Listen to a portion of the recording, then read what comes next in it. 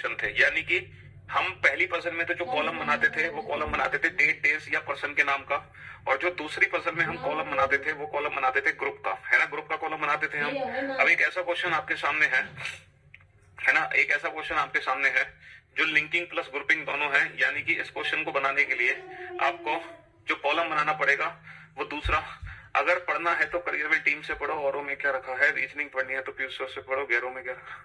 हाँ जी, आपको सद्बुद्धि दे, यहाँ पे कॉलम बेटा दोनों का बनाना, यहाँ पे ग्रुप का भी कॉलम बनेगा, मेहनती बने। हाँ जी, चलिए साहब, यहाँ पे कॉलम बेटा दोनों का बनाना, यहाँ पे ग्रुप का भी कॉलम बनेगा, यानी कि बंगलों का भी कॉलम बनेगा, है ना, और यहाँ पे पर्सन के नाम का भी कॉलम बनेगा, दोनों का कॉलम बनेगा, ठीक है। हाँ जी,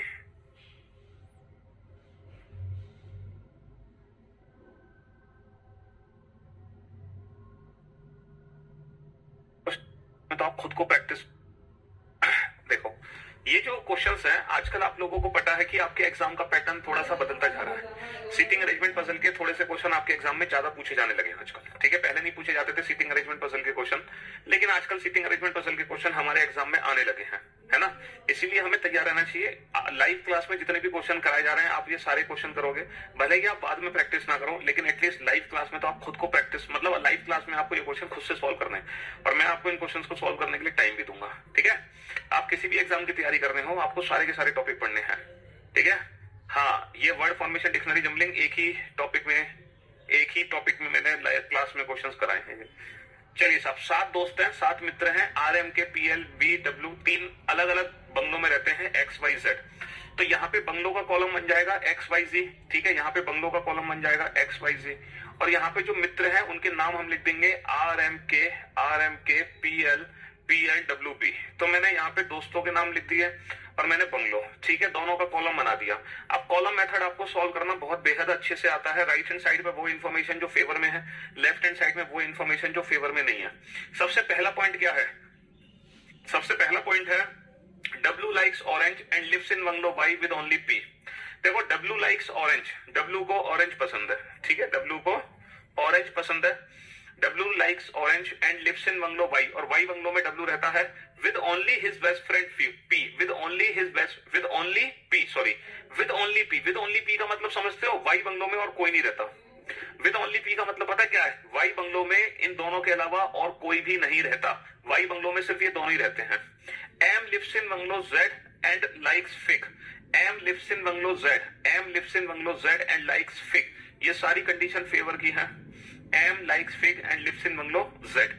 those who live in bungalow X, जो बंगलो एक्स में रहते हैं, neither like apple nor grapes, ना तो इनको एप्पल पसंद है बाबू, ना ही इनको ग्रेप्स पसंद है ना। तो जो चीज पसंद नहीं है उसको मैंने लेफ्ट हैंड साइड पे लिख दिया। R and L do not live in bungalow X. देखो, आर और एल दोनों ही एक्स बंगलो में नहीं रहते। अगर आर और एल एक्स बंगलो में नहीं रहते तो बेसिकली आर और एल कहां रहेंगे, सर ये एक्स में तो रहते नहीं है। अच्छा, वाई में रह नहीं सकते आर और एल, क्योंकि वाई तो कंप्लीट हो गया, तो 100% आर और एल रहेंगे जेड बंगलो में। अच्छा, कम से कम 2 हर बंगलो में होने चाहिए, तो बाकी के जो दोनों बचे वो एक्स बंगलो में है। कौन कौन बच गए बेटा, बच गया के एंड बी, तो के और बी एक्स बंगलो में रहेंगे, तो एक्स बंगलो भी कंप्लीट हो गया, जेड बंगलो भी कंप्लीट हो गया। अच्छा, के और बी को एप्पल ग्रेप्स नहीं पसंद, के को ना तो एप्पल पसंद है और ना ही ग्रेप्स पसंद है, बी को भी ना तो एप्पल पसंद है ना ही ग्रेप्स पसंद है, क्योंकि ये एक्स बंगलो में रहते हैं। एक्स बंगलो वालों को एप्पल और ग्रेप पसंद नहीं है, ठीक है जी। हाँ जी, चलिए आगे वीडियो बढ़ा के देखोगे तो डिक्शनरी के बाद बाकी के क्वेश्चंस भी देखने को मिल जाएंगे। K is a fast friend of R and she doesn't like watermelon। देखो, K is a fast friend of R, इससे कोई फर्क नहीं पड़ता। एंड she का मतलब क्या है, K फीमेल है, एंड डजंट लाइक वाटरमेलन, और इसको वाटरमेलन भी पसंद नहीं है, तो वाटरमेलन को भी मैंने लेफ्ट हैंड साइड पे लिख दिया। K फीमेल है तो बेटा B कौन हो गया, B मेल हो गया, क्योंकि हर बंगलों में सिर्फ एक लड़की है, टोटल 3 लड़की है।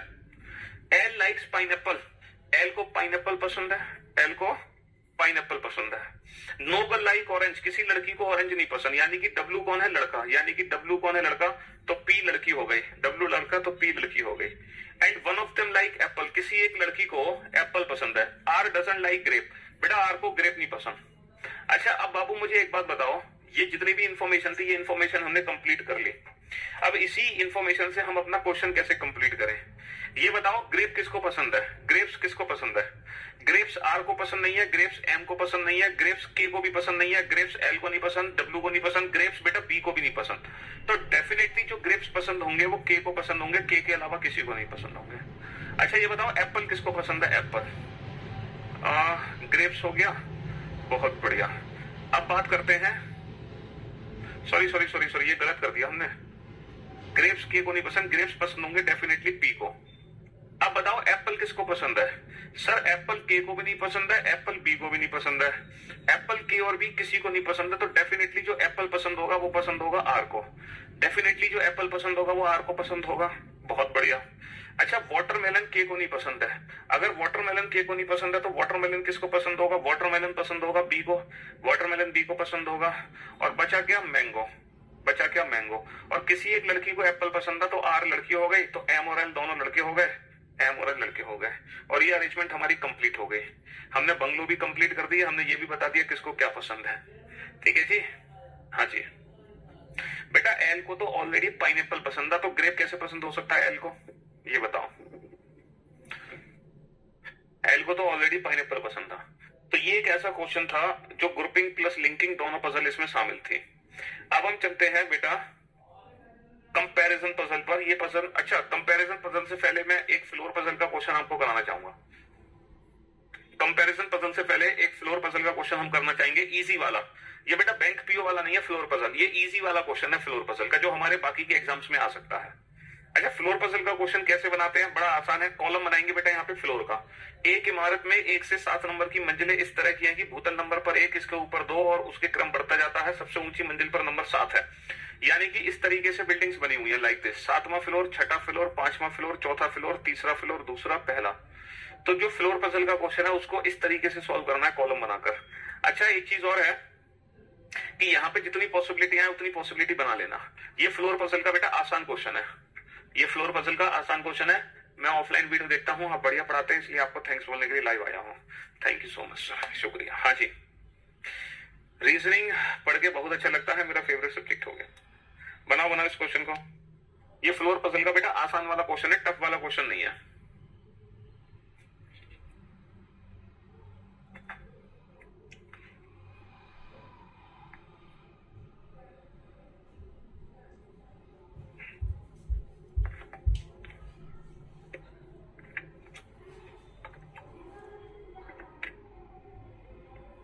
I got selected in MP group 2, subgroup 4 and Patwari to the post of junior marketing invigilator by getting first rank in Indore district in this particular post. Arey wah, congratulations sir. I want to thank you for guiding me to the final selection as I scored 23 marks in reasoning out of 27 in my exam. Thank you so much sir.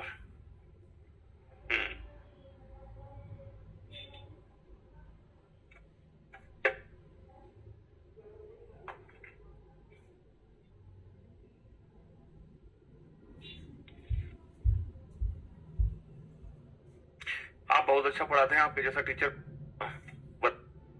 E F की मंजिल, ए चौथी मंजिल पर रहता है, ए जो है वो चौथी मंजिल पे रहता है। तो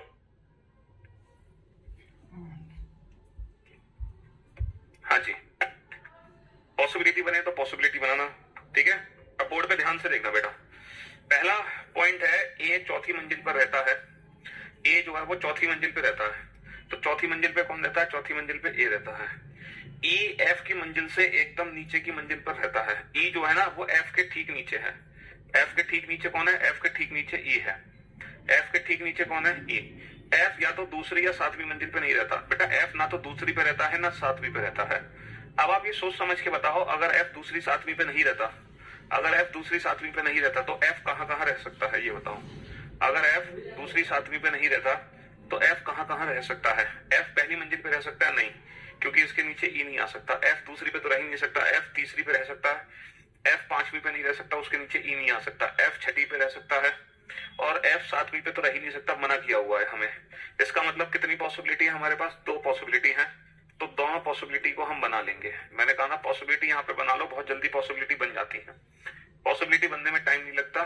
तो जो एफ है वो या तो तीसरी मंजिल पे रहता है या है छठी मंजिल पे। तो एक संभावना ऐसी बनाओ जिसमें एफ को तीसरी मंजिल पे डालो, और एक संभावना ऐसी बनाओ जिसको एफ को छठी मंजिल पे डालो। एफ से ठीक नीचे ई है, एफ से ठीक नीचे ई है, ठीक है जी। हाँ जी, सी किसी विषम नंबर वाली मंजिल पे नहीं रहता। अच्छा, सी अगर विषम मंजिल पे नहीं रहता, अगर सी विषम मंजिल पे नहीं रहता यानी कि सी जो है वो सम मंजिल पे रहेगा।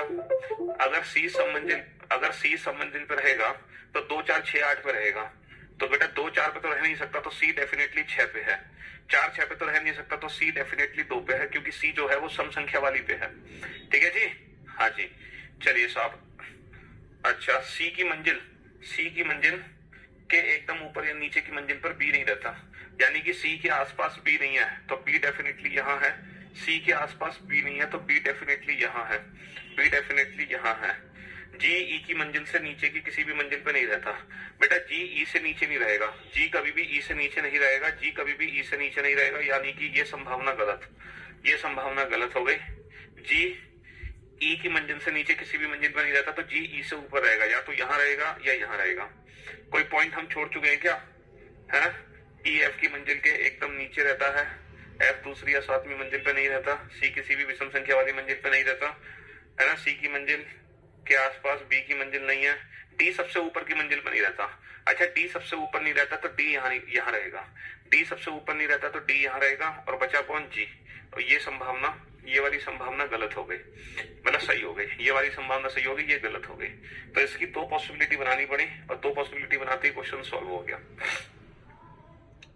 ये था। अब हम चलते हैं बेटा कंपेयर। ये फ्लोर पजल बेटा दोबारा से हम पढ़ेंगे बैंकिंग लेवल तक की, लेकिन फिलहाल हमने यही छोड़ दिया फ्लोर पजल को, वो आसान सा क्वेश्चन था। अब हम चलते हैं कंपैरिजन पजल पर। अच्छा, कंपैरिजन पजल भी कॉलम मेथड से ही करनी है। जैसे PQRS दी गया 6 स्टूडेंट्स ना, different class, different height and wait.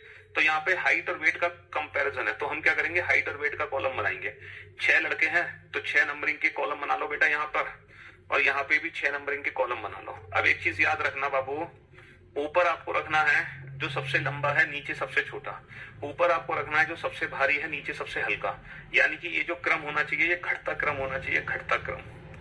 ठीक है, ये डिक्रीजिंग ऑर्डर होना चाहिए। कौन सा ऑर्डर होना चाहिए? Decreasing order. ये डिक्रीजिंग ऑर्डर होना चाहिए, यानी कि ये सबसे लंबा, ये सबसे छोटा, ये सबसे भारी, ये सबसे हल्का। अगर हाइट से रिलेटेड इन्फॉर्मेशन आए तो उसको यहाँ लिखो, अगर वेट से रिलेटेड इन्फॉर्मेशन आए तो उसको यहाँ लिखो। बनाने की कोशिश करो इस क्वेश्चन को जल्दी से, फटाफट से।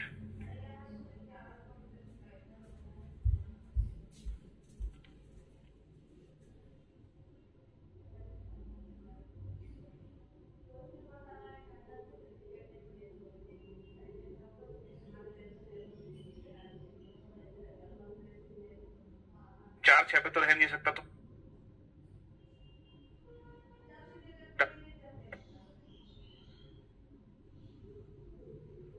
इस क्वेश्चन को हमें कैसे बनाना है।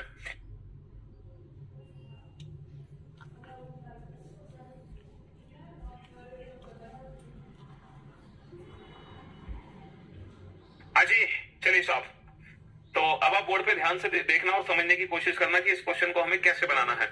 यहाँ पर एक ओनली वर्ड आएगा ना, उस ओनली वर्ड का मीनिंग बहुत अच्छे से समझना, ठीक है। जो सबसे लंबा है वह सबसे भारी नहीं है। ये पता है क्या कहना चाह रहे हैं कि यहाँ पे जो सबसे लंबा है ना वो सबसे भारी नहीं है, यानी कि ये दोनों सिमिलर नहीं है, ये दोनों अलग अलग हैं। अच्छा, टी। अब इस पॉइंट को बहुत अच्छे से समझो। अगर आपने ये वाला पॉइंट समझ लिया तो क्वेश्चन खत्म। टी केवल पी से लंबा है, मतलब टी लंबाई की बात कर रहे हैं, तो लंबाई का मतलब यहाँ पर टी केवल और केवल पी से लंबा है। टी केवल एक आदमी से लंबा है पी से, यानी कि बाकी सबसे छोटा है। तो बेटा ये बताओ टी का नंबर में क्या रखूं कि वो केवल और केवल पी से लंबा हो? टी का नंबर 5 रखना चाहिए, क्योंकि वो केवल एक आदमी से लंबा है पी से। टी केवल और केवल पी से लंबा है और बाकी सबसे छोटा है। टी केवल और केवल पी से लंबा है और बाकी सबसे छोटा है। और जो टी है ना वो आर से हल्का है। अच्छा, टी आर से हल्का है, लेकिन इन्होंने ये नहीं बोला कि केवल आर से हल्का है, उन्होंने बोला टी हल्का है तो टी नीचे आर ऊपर। टी जो है आर से हल्का है तो टी नीचे आर ऊपर, लेकिन उन्होंने ये नहीं कहा कि केवल आर से हल्का है। अगर बोलते ना केवल आर से हल्का है तो मैं ये यहां रख देता, लेकिन उन्होंने ये नहीं बोला केवल आर से हल्का है। क्यू एस और पी से लंबा है। अच्छा, क्यू जो है वो लंबा है, तो क्यू ऊपर किससे लंबा है? एस और पी। पी से तो बेटा हर कोई लंबा है, पी का तो जिक्र ही मत करो। क्यू एस से लंबा है, यानी कि क्यू ऊपर एस नीचे। और केवल टी और बी से भारी है, यानी कि क्यू केवल 2 व्यक्ति से भारी है, टी और बी से। अगर Q केवल दो व्यक्ति से भारी है तो Q का नंबर कितना होगा 4। Q केवल दो व्यक्ति से भारी है T और V से, तो यहाँ पे कौन आएगा, यहाँ पे T और V आएंगे क्योंकि इन दो से भारी है और Q बाकी सबसे हल्का है।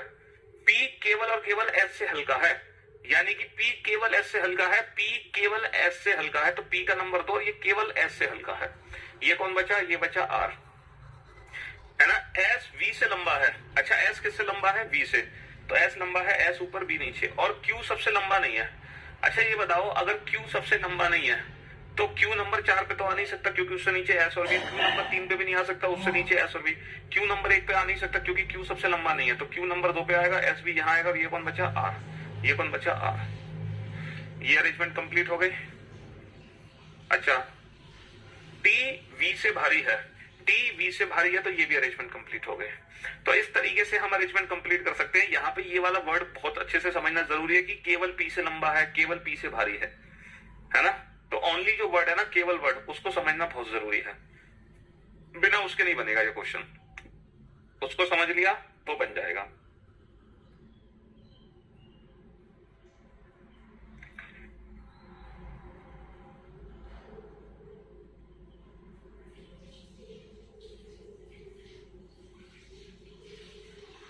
चलिए साहब,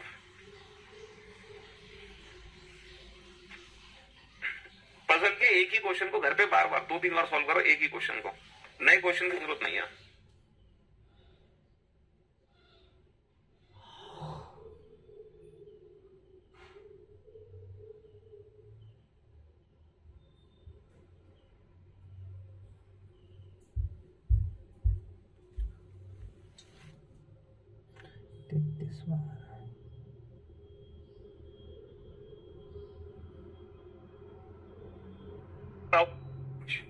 ठीक, कॉलम बनेगा हाइट और एज का।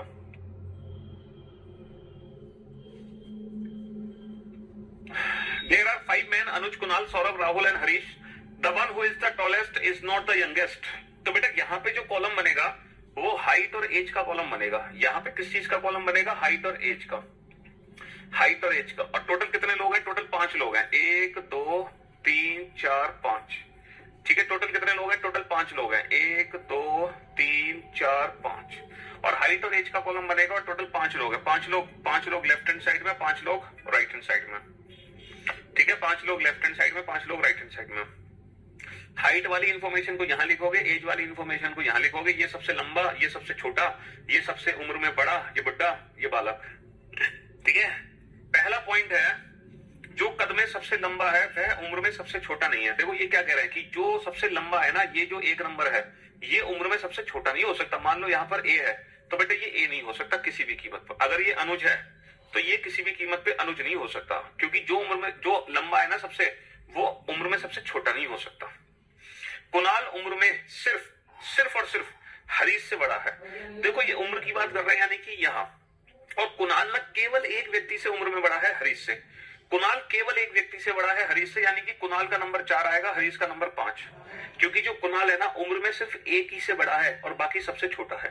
क्योंकि ये सबसे छोटा, ये उससे बड़ा, ये उससे बड़ा, ये उससे बड़ा, ये उससे बड़ा, तो कुणाल जो है केवल एक व्यक्ति से बड़ा है। अगर कुणाल को मैं यहाँ रख दूंगा तो 2 व्यक्ति से बड़ा हो जाएगा, कुणाल को यहाँ रख दूंगा तो 3 व्यक्ति से बड़ा होगा, कुणाल को यहाँ रख दूंगा तो 4 व्यक्ति से बड़ा हो जाएगा। लेकिन कुणाल सिर्फ एक व्यक्ति से बड़ा था, हरीश से। सौरभ उम्र में राहुल से बड़ा है। देखो उम्र की बात कर रहे हैं तो सौरभ बड़ा है, सौरभ ऊपर, राहुल नीचे, है ना। लेकिन कद में छोटा है, लेकिन हाइट में उल्टा है। लेकिन हाइट में सौरभ छोटा है, राहुल लंबा है।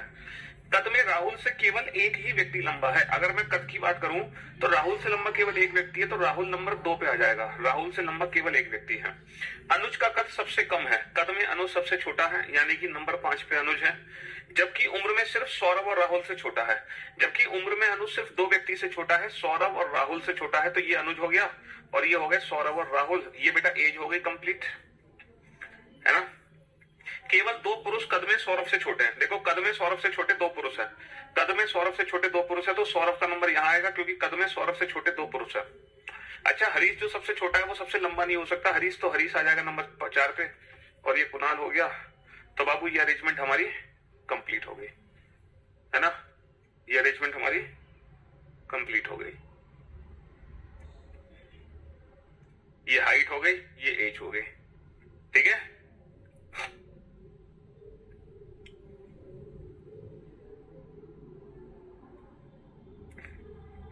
इन क्वेश्चंस के लिए थोड़ा सा देखो पेशेंस चाहिए। क्या चाहिए? थोड़ा सा पेशेंस। अब ये क्वेश्चन आपके सामने है। अच्छा, ये जो पहले 3 लेक्चर है ना पजल के, देखो अभी तक कितने लेक्चर हो गए? 3 लेक्चर हो गए, आज तीसरा लेक्चर है पजल का। तो ये जो पहले 3 लेक्चर हुए हैं पजल के, पहले 3 लेक्चर, ये हर बच्चे को देखना है ना। पहले जो 3 लेक्चर हुए हैं ये हर बच्चे को देखना, मतलब कोई भी बच्चा इन 3 लेक्चर को इग्नोर नहीं करेगा, चाहे आप दुनिया का कोई भी एग्जाम क्यों ना दे रहे हो। अभी इसके बाद बेटा पजल में है ना आगे 3 लेक्चर और होने हैं। अब जो अगले 3 लेक्चर हैं वो बैंकिंग बच्चों के लिए मोस्ट इंपॉर्टेंट है। बाकी के बच्चे देख भी सकते हैं लेकिन बैंकिंग वालों बच्चों के लिए मोस्ट इंपॉर्टेंट है। लेकिन ये पहले 3 लेक्चर तो हर बच्चे को देखना है, चाहे आप दुनिया का कोई भी एग्जाम दो, पहले 3 लेक्चर हर बच्चे को देखना है। अब अगले 3 लेक्चर सिर्फ मतलब सिर्फ नहीं, बैंकिंग बच्चों को जरूरी है बहुत ज्यादा अगले 3 लेक्चर। बाकी कोई भी देखे, आप भी देखोगे, भले ही आप अगले 3 लेक्चर के क्वेश्चन की दोबारा प्रैक्टिस मत करना, लेकिन एटलीस्ट जो क्लास में क्वेश्चन करा रहा हूं उन क्वेश्चंस की तो प्रैक्टिस कर लेना, मतलब लाइव क्लास में प्रैक्टिस कर लेना, भले ही बाद में मत करना अगर आप बैंकिंग स्टूडेंट नहीं हो तो।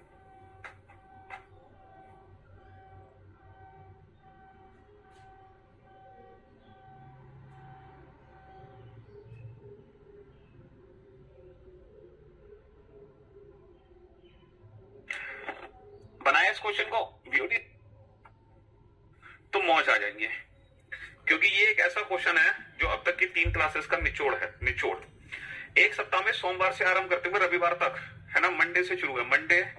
Monday Tuesday Wednesday Thursday Friday Saturday Sunday. Monday से शुरू करो बेटा और रविवार पे समाप्त कर दो। 6 व्याख्यान का आयोजन किया जाना है ना। 6 सब्जेक्ट हैं जो कि मंडे से संडे तक है ना। Computer ending on Sunday, ending on Sunday of the same day. Computer ending on Sunday, ये कंप्यूटर एंडिंग ऑन संडे गलत है, of the same week. Computer science is not on Tuesday और Saturday. पहला point है computer science is not on Tuesday और Saturday. Computer science Tuesday और Saturday को नहीं है, तो बेटा जो कंडीशन फेवर में नहीं है उसको लेफ्ट हैंड साइड पे लिखो कि कंप्यूटर साइंस ट्यूसडे और सैटरडे को नहीं है।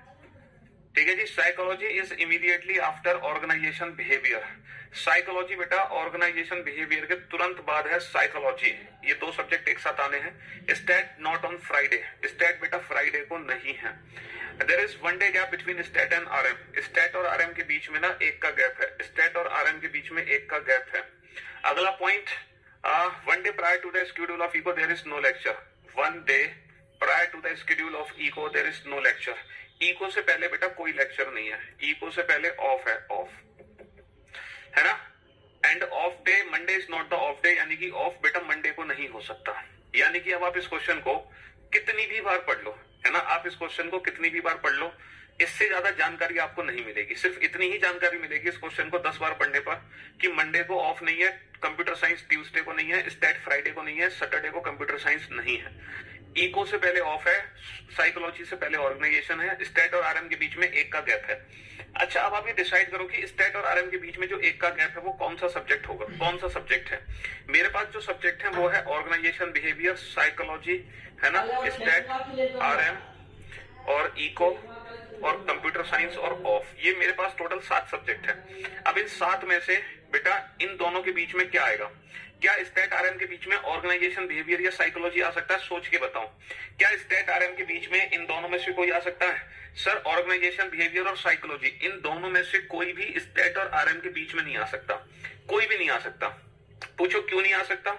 स्टैट और आरएम के बीच में ऑर्गेनाइजेशन बिहेवियर और साइकोलॉजी में से कोई भी नहीं आ सकता। इसलिए नहीं आ सकता क्योंकि ऑर्गेनाइजेशन बिहेवियर और साइकोलॉजी दोनों एक दूसरे के नजदीक है। अगर मान लो ऑर्गेनाइजेशन यहां रख दिया तो साइकोलॉजी को नहीं रख सकते, अगर साइकोलॉजी रख दिया तो ऑर्गेनाइजेशन बिहेवियर को नहीं रख सकते, यानी कि इन दोनों में से कोई भी यहां नहीं आ सकता। अच्छा, स्टैट आरएम के बीच में खुद स्टैट आरएम नहीं आ सकते। अच्छा, इको और ऑफ में से कोई भी स्टैट और आरएम के बीच में नहीं आ सकता। क्यों? क्योंकि अगर मैं इको को यहां रखूंगा तो ऑफ को नहीं रख सकता, अगर मैं ऑफ को यहां रखूंगा तो इको को कहीं नहीं रख सकता। तो इको और ऑफ में से तो डेफिनेटली इनके बीच में सीएस ही आएगा, कंप्यूटर साइंस। इसका मतलब है ये तीनों लगातार आएंगे, स्टैट सीएस आरएम। अच्छा, अब स्टैट सीएस आरएम तीनों लगातार, ये 3 हो गए, ये 2 हो गए 5 और ये 2 हो गए 7। हमारे पास टोटल 7 दिन है बेटा। 2 दिन ये, 2 दिन ये, 4 और 3 दिन ये 7। ये बताओ स्टैट सीएसआरएम को क्या मैं यहाँ पे रख सकता हूँ? सर स्टैट सीएसआरएम को आप कभी भी यहाँ नहीं रख सकते क्योंकि बीच में कंप्यूटर साइंस और कंप्यूटर साइंस कभी भी ट्यूसडे को आ नहीं सकता, यानी कि ये संभावना गलत। क्या स्टैट सीएसआरएम को मैं यहाँ रख सकता हूँ? अगर हम स्टैट सीएसआरएम को यहाँ पे रखते हैं तो इन दोनों के जो 2 पेयर है उनको नहीं रख पाऊंगा मैं। भाई इन दोनों को एक साथ रख दूंगा, फिर मैं ये दोनों एक साथ कहाँ रखूंगा? इसका मतलब ये नहीं हो सकते। क्या स्टैट सीएसआरएम यहाँ आ सकते हैं? बिल्कुल आ सकते हैं, ठीक है, एक संभावना मिल गई। क्या यहाँ आ सकते हैं? कभी नहीं आ सकते, क्योंकि फिर मेरे पास ये 2 पेयर नहीं बचेंगे रखने के लिए। 3 ही अलग हो गए, 1 ही अलग हो गया। क्या स्टेट सीएसआरएम यहाँ आ सकते हैं? बिल्कुल नहीं आ सकते, क्योंकि बीच में कंप्यूटर साइंस नहीं आ सकता, और बाकी स्टेट सीएसआरएम लगातार आ नहीं सकते। तो सिर्फ एक ही संभावना है स्टेट सीएसआरएम की यहाँ। इसके अलावा स्टेट सीएसआरएम 3 दिन में लगातार कहीं नहीं आ सकते। अब डिसाइड कैसे करोगे कि स्टेट को मुझे नीचे रखना है या ऊपर? बेटा नीचे स्टेट नहीं आ सकता फ्राइडे को, तो डेफिनेटली वेंसडे को स्टेट रखोगे, और ये बीच में कंप्यूटर साइंस, और ये क्या हो जाएगा? Research method RM. तो स्टेट सीएसआरएम को मैंने यहां रख दिया। अच्छा, इको से पहले ऑफ, तो बेटा इको से पहले ऑफ यहां नहीं आ सकता है ना, क्योंकि मंडे को ऑफ नहीं है, तो इको से पहले ऑफ यहां आएगा, इको से पहले ऑफ। ठीक है, ये 2 दिन हो गए। अब ये 2 दिन बेटा यहां आ जाएंगे, ऑर्गेनाइजेशन, बिहेवियर और साइकोलॉजी, और ये हमारी अरेंजमेंट कंप्लीट हो गई। तो ये जो 13 क्वेश्चन मैंने कराए हैं ना, ये जो 13 पजल मैंने सॉल्व कराई है, 13 पजल भैया, टोटल हमने कितनी पजल सॉल्व कर ली? 13 पजल सॉल्व कर ली। ये 13 की 13 पजल बेटा हर एग्जाम के लिए है, जितने भी कॉम्पिटिटिव एग्जाम्स हैं, चाहे वो एसएससी हो, रेलवे हो, टीचिंग हो, डिफेंस हो, यूपीएससी हो, पुलिस हो, कोई भी एग्जाम हो, ये 13 की 13 पजल, ये 13 की 13 पजल हर बच्चे को सॉल्व करनी है 3 बार लगातार। मतलब हर क्वेश्चन को आपको अपने घर पे 3 बार, कम से कम 3 बार सॉल्व करना है, कम से कम। ठीक है, कम से कम 3 बार आप हर क्वेश्चन को सॉल्व करेंगे। तो पहली 3 क्लास में हमने 13 पजल सॉल्व कर दिए हैं, जो कि हर कॉम्पिटिटिव एग्जाम्स के लिए है। ठीक है, क्लरिकल से लेके पीओ तक, क्लरिकल से लेके ऑफिसर रैंक तक। लेकिन अगली 3 दिन जो हम पजल सॉल्व करेंगे वो है तो सिर्फ बैंकिंग की पजल, लेकिन आप जितने भी स्टूडेंट हैं सब बच्चों को वो लाइव क्लास देखनी है। भले ही बाद में आप उन क्वेश्चंस की प्रैक्टिस मत करना, बाद में जो आपको प्रैक्टिस करनी है नॉन बैंकिंग स्टूडेंट को, वो सिर्फ इन 13 क्वेश्चन की करनी है ना। और जो बैंकिंग स्टूडेंट है, जो बाद की 3 क्लासेस हैं, उनमें जो क्वेश्चंस कराए जाएंगे, उन हर क्वेश्चन की वो 5-5 बार प्रैक्टिस करेंगे। ठीक है जी, love you guys, love you all, take care. आज के लिए सिर्फ इतना ही काफी है। ठीक है, शुक्रिया, धन्यवाद।